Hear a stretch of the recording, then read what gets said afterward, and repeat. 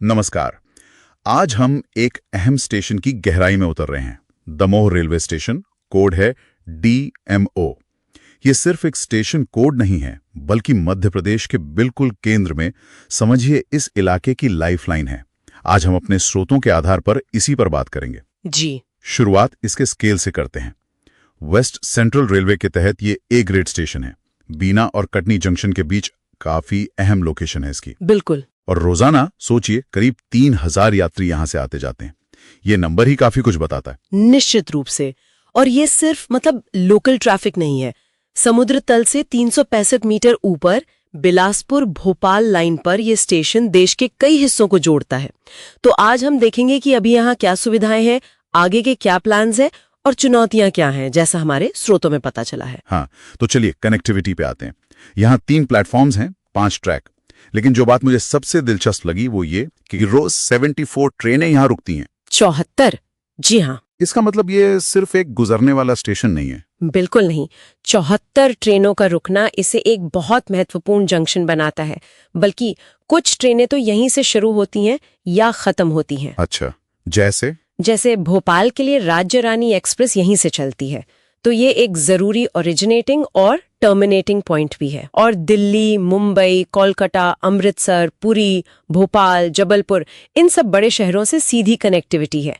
तो हाँ, ये एक बड़ा इंटर रीजनल हब है। दिल्ली वाली संपर्क क्रांति भी शायद यहीं से है। जी, संपर्क क्रांति जैसी ट्रेनें इसकी एक पहचान है। अच्छा, अब यात्रियों के नजरिए से देखते हैं।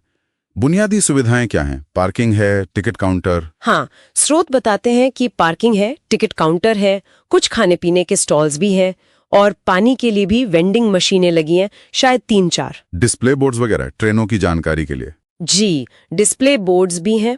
एक बात और है, प्लेटफॉर्म 1 पर लोकल टूरिस्ट स्पॉट्स की जानकारी दी गई है, दूरी के साथ।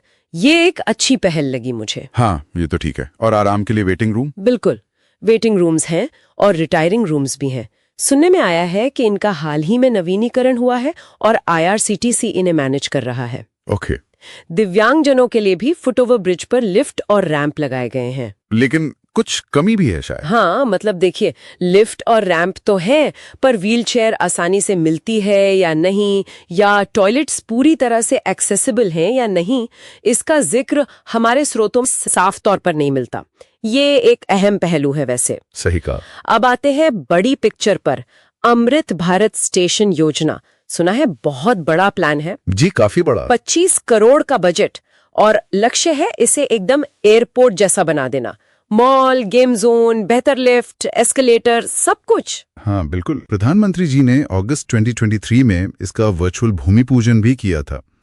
सुनने में तो जबरदस्त लगता है। हाँ, सुनने में तो है, पर यहीं पर एक कह सकते हैं विरोधाभास सामने आता है। प्लान तो बहुत महत्वाकांक्षी है, लेकिन जमीनी हकीकत थोड़ी अलग है, जैसा सूत्रों से पता चल रहा है। अच्छा, मतलब ये कि काम में देरी हो रही है, काफी देरी।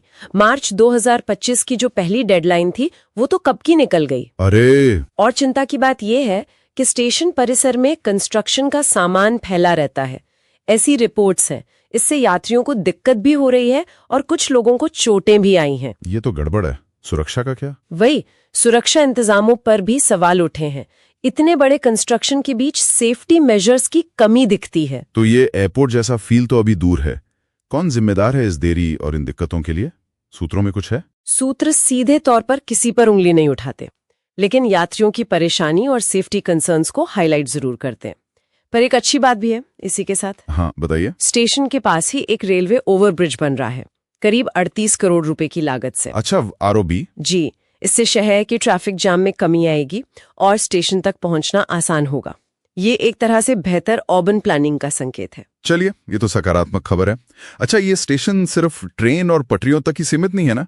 इसका कुछ इतिहास भी है शायद? बिल्कुल, इसका नाम रानी दमयंती के नाम पर पड़ा है, ऐसी मान्यता है।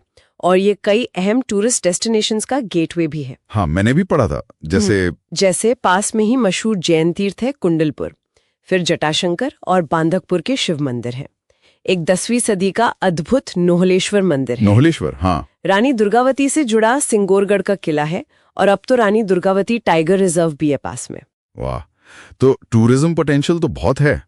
स्टेशन पर इसकी कोई जानकारी मिलती है? थोड़ी बहुत जानकारी है, जैसा आपने पहले बताया भी था प्लेटफॉर्म 1 पर, लेकिन स्रोत इशारा करते हैं कि ये जो विशाल पर्यटन क्षमता है ना, इसका शायद पूरा फायदा नहीं उठाया जा रहा है। मतलब स्टेशन तो मॉडर्न बन रहा है, पर क्या वो अपने आसपास के इन ऐतिहासिक और प्राकृतिक खजानों से ठीक से जुड़ पा रहा है? यही एक बड़ा सवाल है। ये जो रीडेवलपमेंट हो रहा है, ये एक मौका जरूर है। कैसे?